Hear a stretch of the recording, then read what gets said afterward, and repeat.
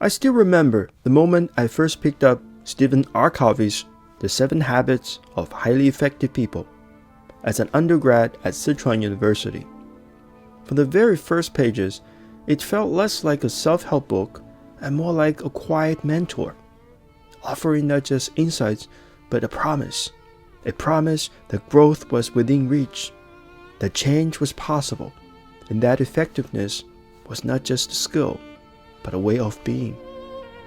At the time, I was preparing for the FLTRP Cup, one of China's most prestigious national English-speaking contests. Dear schoolmates, I'm writing to you in the year 2010 with great hope and anticipation. I know that by the year 2060, the world must be very different now, for better or for worse. I don't know you, but I know that we share the common hope and aspiration. Like so many students caught in the fever of competition, I believe the secret to victory lay in refining my rhetoric, memorizing powerful quotes, and mastering the art of persuasion. Yet, despite my efforts, something eluded me. My speeches, though technically sound, felt detached, too abstract, too philosophical, too distant from the heartbeat of my audience. The road to the FLTRP Cup was long and winding. For 3 years, I battled my way to provincial rounds, refining my craft before finally reaching the national final and winning the top prize. That victory granted me the honor of representing FLTRP at the Asia Institute Debate Tournament. Yet my first 2 years in the competition was defined by struggle with articulation, with clarity, with the very essence of communication itself. I remember one particular provincial final where only the top 3 contestants would advance to the national stage. I was given the number 1 spot to speak, a position of honor, yet a psychological minefield. In competitions like this, judges often hesitate to give high scores to the first speaker, waiting for the stronger performances later. I was that first speaker, and under the invisible weight of expectation, I crumbled, becoming the cannon fodder of the self-fulfilling prophecy. The moment I stepped onto the stage, doubt seeped in, feeding on itself, proving right every silent fear I had about being the opener. My mind was tangled in the wrong priorities. I was too focused on winning, too obsessed with technique, and not nearly invested enough in the core habits that would allow me to thrive under pressure. One of my mentors, a Sichuan University English professor, once told me, "You always begin your speeches from the far." He was right. My mind was a vast, sprawling landscape, always a few steps ahead of my words.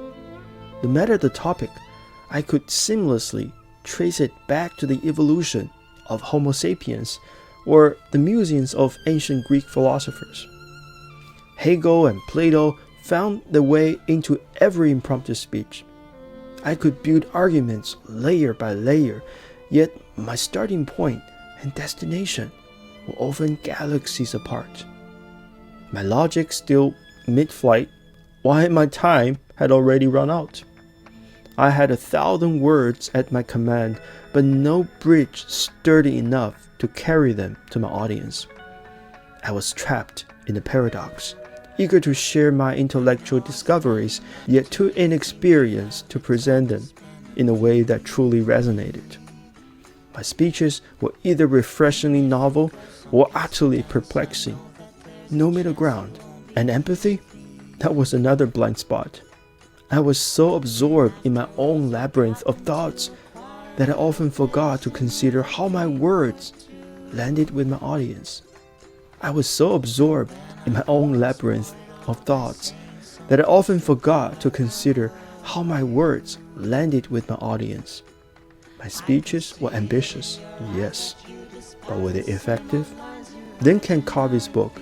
It was a revelation, not just a guide to self-improvement, but a bridge between thought and action. My mind, once lost in the labyrinth of Plato's ideals and Hegelian dialectics, was brought back to earth, back to the people in front of me. Covey's principles urged me to self-reflect, to recognize the blind spots in my communication, to stop speaking as if I were conversing with the dead poets of history and start engaging with the living, breathing audience in front of me. I learned that public speaking wasn't about dazzling with intellectual depth. It was about making depth accessible. Plato and Hegel no longer hovered above my speeches like abstract ghosts. They were infused into my words in a language that resonated. For making such an immoral choice, however, I think the most immoral choice is to deprive one person's right to life or other people's life without their consent. Let's consider the case of Titanic. When the crew was sinking, the women and the children were the first to board on the lifeboat. However, with the consent of the gentleman. But in this case, I cannot tell we have the consent for that one worker. Inaction is not indifference. I do feel sorry and I do care, and I will spare no effort for the losses of the families of the victims. Ladies and gentlemen, the trolley car has gone astray. Can we let our sense of conscience and justice go astray? Thank you. My audience may laugh, they may cry, but more importantly, they will leave thinking. And wasn't that the whole point? Covey's insights on character, mindset, and habits didn't just help me refine my rhetoric. They reshaped my entire approach to connection. I became more articulate, not just on stage, but in everyday life. I became more present. I listened. I cared. And for the first time, I understood.